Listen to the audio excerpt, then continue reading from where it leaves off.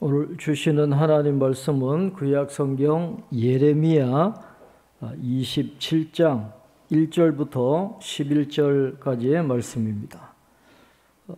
구약 성경 1093면쯤에 있습니다. 예레미야 27장 1절부터 11절까지 우리 한 절씩 교독하겠습니다. 유다의 왕 요시야의 아들 여호야김이 다스리기 시작할 때에 여호와께서 말씀으로 예레미야에게 임하시니라.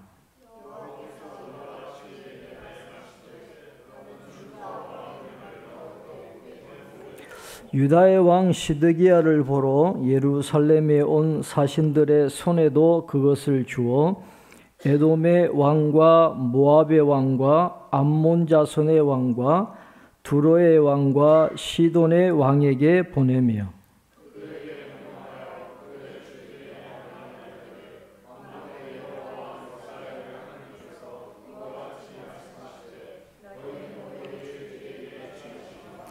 나는 내 큰 능력과 나의 쳐든 팔로 땅과 지상에 있는 사람과 짐승들을 만들고 내가 보기에 옳은 사람에게 그것을 주었노라.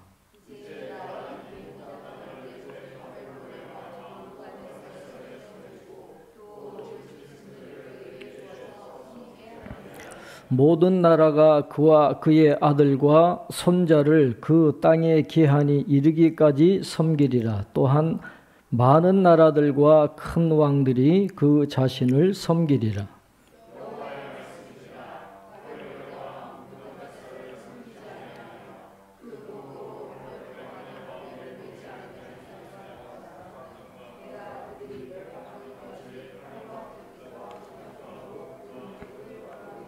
너희는 너희 선지자나 복술가나 꿈꾸는 자나 술사나 요술자가 이르기를 너희가 바벨론의 왕을 섬기게 되지 아니하리라 하여도 너희는 듣지 말라.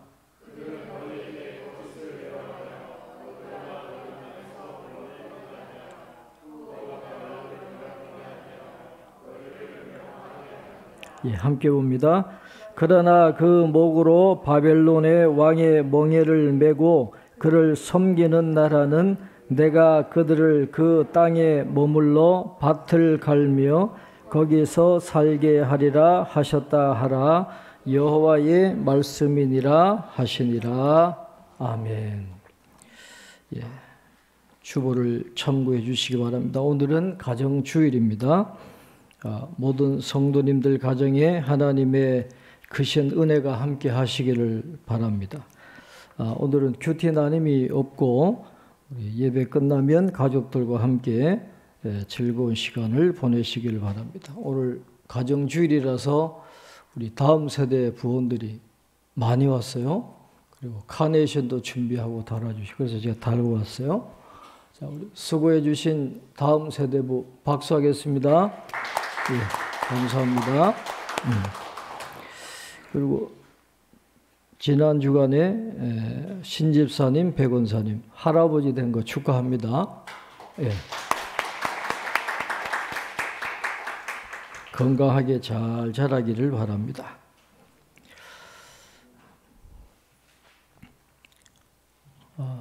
네덜란드의 유명한 신학자들이 굉장히 많습니다. 여러 사람이 있는데 이 아브라함 카이퍼라고 하는 유명한 학자가 있습니다. 신학자가. 이분이 한 유명한 말 가운데 모든 영역에는 하나님의 주권이 미치고 있다. 그렇게 이야기합니다. 이 온 우주와 세상 가운데 이 한 뼘이라도 하나님의 주권이 미치지 않는 곳이 없다라는 거예요.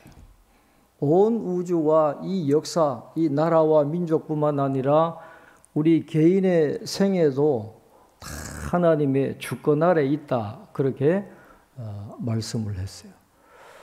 오늘 본문이 바로 하나님의 주권이 모든 곳에 미치고 있다라는 것을 우리에게 명확하게 보여주고 있습니다. 우리가 가정주일 우리 가정이 그런 하나님을 다시 한번 믿음으로 고백하고 하나님의 주권이 우리와 함께 하시고 우리를 다스리신다.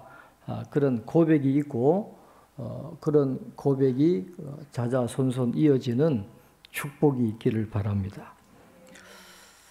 오늘 본문에 보면 하나님의 말씀이 예레미야 선지자에게 임했는데 요시야의 아들 여호야김이 다스리기 시작할 때다 그랬는데 아마 이것은 이 성경을 필사하는 사람들이 착각해서 실수한 것으로 그렇게 이야기합니다. 거기 성경 그 난회주 밑에 보면 시드기야라고 되어 있잖아요. 우리나라 성경도. 그래서 NIV 성경도 보면 여호야김이 아니라 시드기야라고 그렇게 되어 있어요. 시드기야가 다스릴 때 하나님의 말씀이 예레미야에게 임했습니다.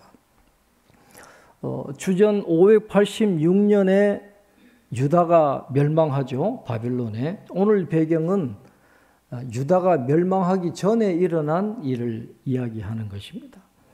하나님께서 예레미야에게 줄과 멍에를 만들고 멍에를 메고 지금 유다에서 열리고 있는 국제회의에 가서 하나님의 말씀을 전하라. 그렇게 이야기를 했습니다. 이 멍에라고 하는 거 잘 아시는 대로 소가 쟁기를 끌 때 목에다가 메고 줄로 연결해 가지고 하는 그런 농기구잖아요. 그런데 주전 9세기와 8세기에 발견된 그 아스루 비문의 내용을 보면 사람에게도 그런 멍에를 씌웠다 그래요.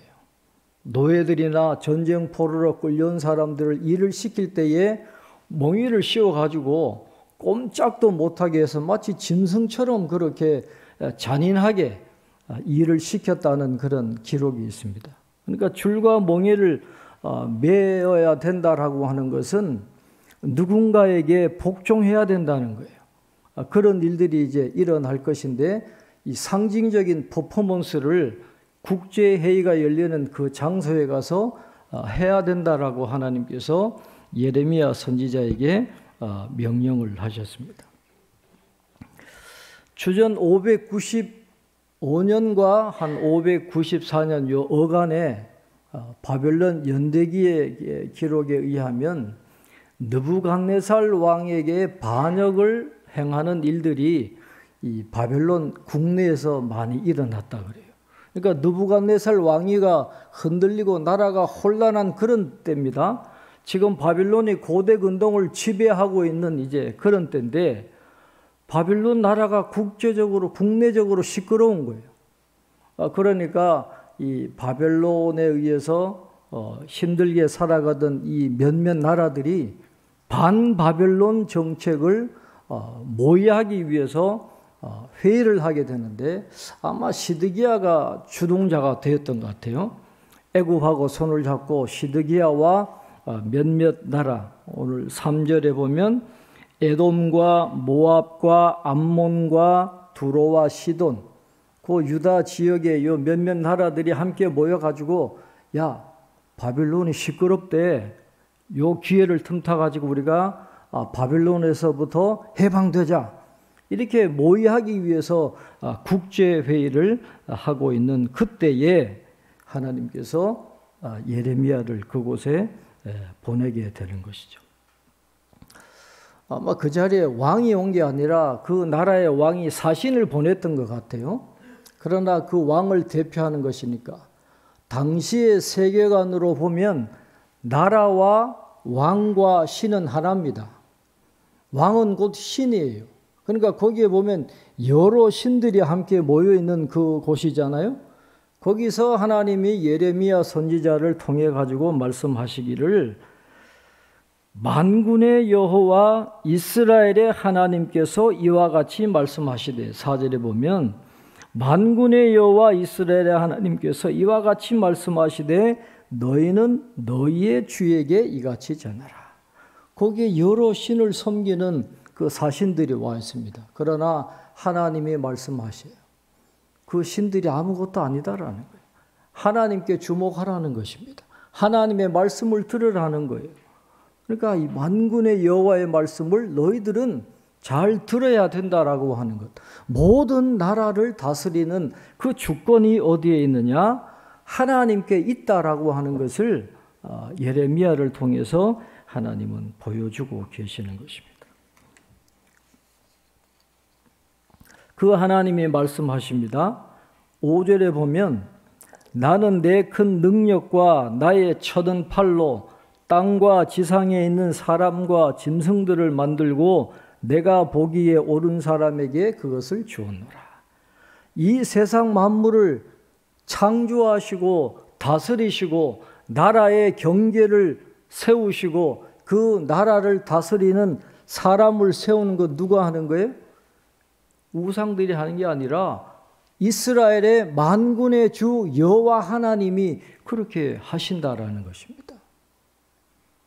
그 하나님이 이제 말씀하시는 거예요. 오늘 6절, 7절 우리 한번 같이 읽겠습니다. 6절과 7절 같이 읽겠습니다. 이제 내가 이 모든 땅을 내 종 바벨론의 왕 느부갓네살의 손에 주고 또 들짐승들을 그에게 주어서 섬기게 하였나니 모든 나라가 그와 그의 아들과 손자를 그 땅의 기한이 이르기까지 섬기리라. 또한 많은 나라들과 큰 왕들이 그 자신을 섬기리라. 아멘. 하나님께서 천지 만물을 지으시고 나라의 경계를 세우시고 나라의 왕을 세우시는 하나님이 말씀하십니다. 지금 이 사람들은 왜 모여 있어요? 바벨론 이 원수들로부터 해방되려고 지금 음모를 꾸미고 있는 건데 바벨론 입장에서 보면 반역을 꾀하는 사람들인데 하나님이 뭐라고 말씀하세요? 내 종 바벨론의 왕 느부갓네살에게 너희들을 다 줄 거다 그렇게 말씀합니다. 이 청천벽력 같은 그런 소리를 하는 거예요. 느부갓네살이 내 종이다. 하나님께서 바빌론을 통해서 그들을 지배하게 하시는 것, 이게 바로 하나님의 뜻이라는 거예요. 그 사람들이 이 말씀을 어떻게 받아들였을까요? 느부갓네살을 바빌론의 왕으로 세우신 것도 하나님이시다라는 거예요. 모든 피조물, 모든 나라의 주권, 통치권은 다 하나님께 있다라고 하는 것을 오늘 성경은 분명하게 가르쳐 줍니다. 내 종 바빌론, 하나님의 뜻이라는 거예요. 그런데 그 바빌론의 세력도 영원할 수가 없다라는 것입니다. 그 땅의 기한이 이르기까지 바빌론이 통치를 잡고 있을 것이지만은 그 기한이 지나면 또 바빌론은 또 다른 나라에 멸망당하게 되어 있다라는 거예요. 여러분, 이 땅에서 영원한 권력은 없어요. 바벨론, 아수르, 대영제국, 로마 다 무너졌습니다.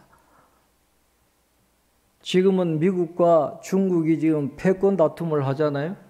지금까지는 미국이 세계의 패권을 잡고 있었는데 이게 지금 흔들리는 거예요. 중국이 지금 만만치 않아요. 미국이 언제까지 이 세계의 패권을 잡을지 아무도 모릅니다. 하나님이 미국을 치실 수도 있어요. 영적으로 타락하면 미국의 패권도 넘어갈 날이 올 거라고 그렇게 많은 사람들이 보게 되는데 이 세상의 권력은 영원하지 않아요. 그것을 오늘 성경은 우리에게 가르쳐 주고 있습니다. 오늘 이 성경을 통해서 우리가 생각해 보아야 될 것은 하나님이 바벨론만 통치하시는 게 아니에요.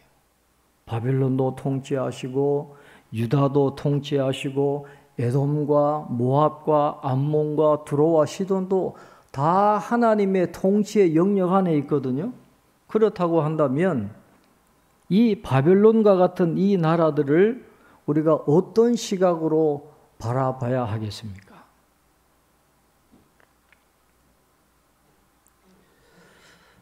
느부갓네살도 하나님 내 종이라 그랬거든요. 느부갓네살도 하나님의 통치 안에 있는 건데, 그 나라들을 우리가 어떻게 봐야 될까요?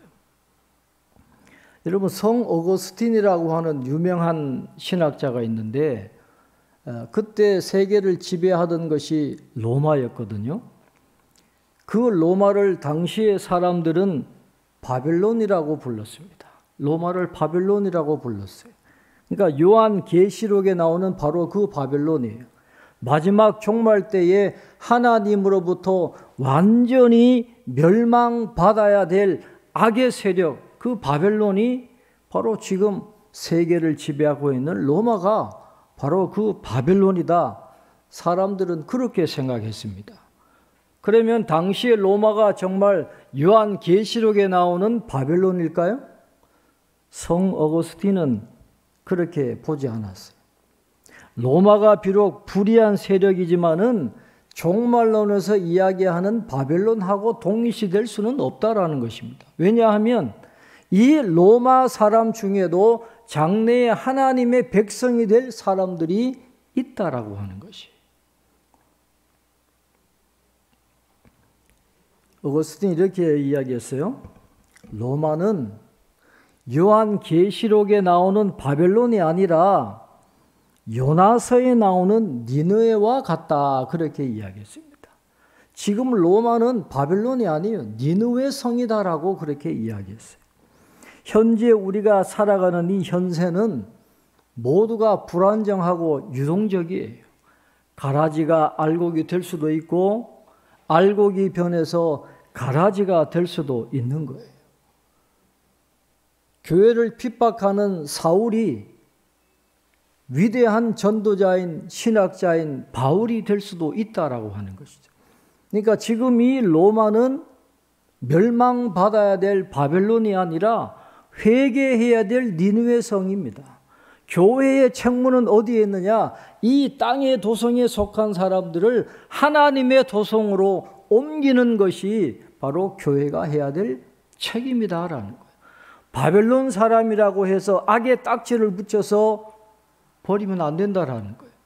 바벨론도 그렇고 에돔과 모압과 암몬과 두루와 시돈도 다 하나님이 다스리는 곳이기 때문에 거기에도 하나님의 백성들이 있으니까 교회의 책임은 그들에게 복음을 전하고 구원해내는 것이 바로 오늘날 교회의 책임이다라고 하는 것을 우리에게 가르쳐 주고 있습니다. 우리는 그런 시선으로 이 세상을 바라봐야 돼요. 이 세상을 그냥 악의 세력이다, 바벨론이다, 종말에 멸망당하게 될 바벨론이다 그렇게 치부하는 게 아니라 저기에도 구원받을 하나님의 백성이 있다라고 하는 그런 시선을 가지고 우리가 이 세상에 접근할 필요가 있다라고 하는 것을 오늘 성경은 우리에게 가르쳐 주고 있습니다. 내 종 느부갓네살이에요. 하나님의 뜻은 어디에 있습니까? 지금 느부갓네살이 스스로 계획을 세웁니다. 유다를 내가 쳐야 되겠다. 자유의지를 가지고 느부갓네살이 그렇게 계획을 세워요. 그러나 하나님은 그 계획을 사용하셔가지고 하나님의 뜻을 성취하시는 거예요. 유다 백성들을 시련을 통해서 정결한 백성으로 회개하고 하나님의 사람으로 다시 돌이키게 하기 위해서 하나님은 내 종 느부갓네살을 통해서 그들에게 시련과 어려움을 주시는 건데 이게 하나님의 뜻이에요. 유다가 망하는 게 하나님의 뜻입니다. 그런데 이 하나님의 명령을 거부하면 멍에를 져야 되는데 그 멍에를 지지 않고 도망가려고 하면 나중에 예레미야서에 나옵니다. 나무 멍에를 피해 도망가면 뭔 멍에를 주세요? 새 멍에를 주신다 그랬어요. 그래서 오늘 본문에도 그러잖아요. 너희가 느부갓네살을 섬기면 너희 땅에서 정착하고 잘 살 수 있어요. 그러나 느부갓네살을 섬기지 않으면 그 멍에를 매지 않으면 하나님의 뜻에 순종하지 않으면 하나님께서 칼과 지근과 전염병으로 너희들을 멸망하게 하실 것이다. 그렇게 말씀을 하고 있는 것입니다. 9절에 보면 그 와중에도 온갖 거짓말하는 사람들이 많이 있어요. 하나님은 바벨론의 멍에를 매라 그러시는데, 바벨론에게 복종하라 그러시는데 9절에 나오는 선지자나 복술가나 꿈꾸는 자나 술사나 요술자들은 아니라는 거예요. 바벨론에 복종하면 안 된다. 2년만 있으면 돌아올 거다. 회복할 거다. 감언 이설로 자꾸 속이는 거예요. 이 세상은 달콤한 말로 우리를 유혹합니다. 그러나 절대로 거기에 넘어가면 안 돼요. 듣기 싫은 말도 들어야 돼요.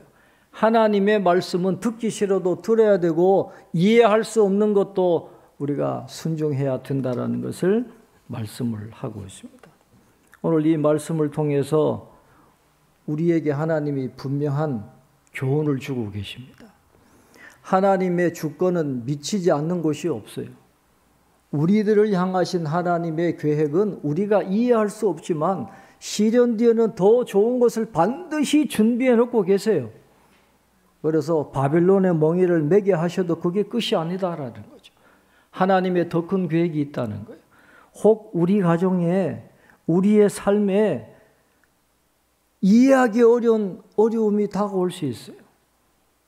이해할 수 없는 멍에를 메고 순종해야 될 그런 고난의 때가 우리에게 올 수도 있는데, 그건 우리를 시련을 통해서 우리의 의로움을 드러내시고 새롭게 하시려는, 하나님이 준비하신 복과 은혜를 누리려고 하시는 하나님의 섭리와 주권이 거기 있다는 것을 알고 그걸 묵묵하게 지고 가야 되는 거예요. 이해할 수 없어도 그 시간을 인내함으로 잘 보내야 돼요. 그래서 나무 멍에를 지기 싫어서 도망가면 쇠멍에로 더 어려움을 당하게 되니까 이해할 수 없어도 우리가 고난의 때에 믿음으로 순종하면 하나님께서 모든 것이 합력하여 선이 되게 하시는 그런 축복을 우리에게 내려주신다라고 말씀을 하고 있습니다. 하나님은 절대 주권을 갖고 계세요.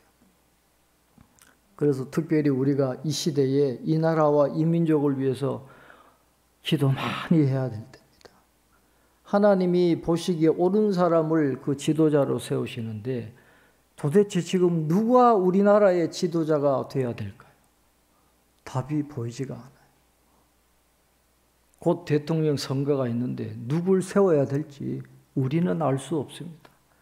하나님 보시기에 옳은 사람, 이 나라와 이 민족을 향하신 하나님의 온전하신 뜻이 이루어지도록 하나님이 합당하게 세우실 그 사람이 이 나라의 지도자로 세워지도록 우리는 기도할 수밖에 없어요.